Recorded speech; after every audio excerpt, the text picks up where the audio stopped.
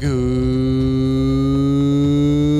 morning. Welcome to 49ers in 5, your daily update on everything happening with the team that you need to know. I'm Rob Stats Guerrera. Today is Wednesday, May 17th, 2023. Here's what's happening with your San Francisco 49ers.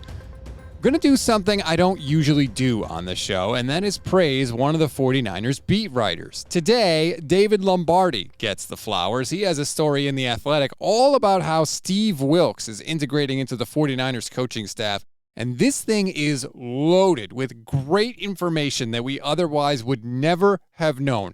For example, what Kyle Shanahan told Steve Wilks about bringing his own staff with him to the job, why Wilks is going to stay in the booth rather than coach on the field, and how the 49ers have specifically built a program that makes it easier to replace any coaches that leave. Now, I don't want to give away all the juicy bits because the article is behind a paywall, but let me summarize it this way, okay? Kyle Shanahan and the Niners basically told Wilks that he can have his way in the secondary and nowhere else. All of his time this offseason was about taking a crash course in the 49ers defense and how they do things.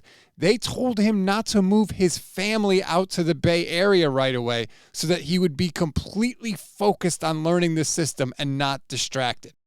This is the kind of stuff that I want from the 49ers beat writers. This is the behind-the-curtain information that I love hearing about. It's something we very rarely get from the press corps there in San Francisco. So great job by David Lombardi on the story.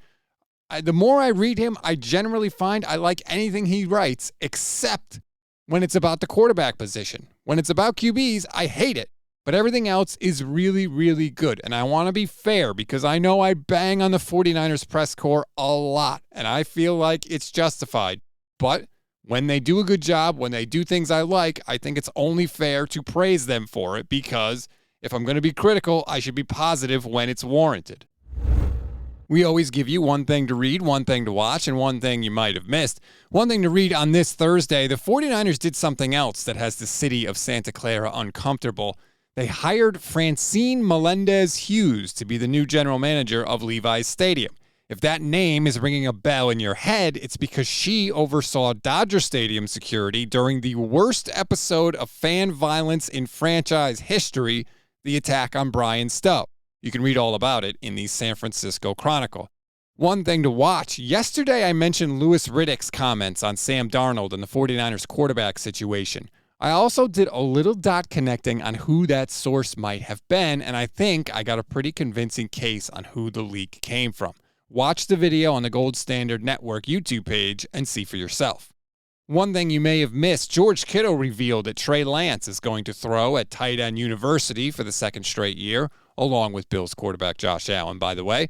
And that's obviously a great sign for Lance's health and really the health of the connection between George and Trey. Because if you remember, even after all this time, they've still only ever played together in one start of Trey's career.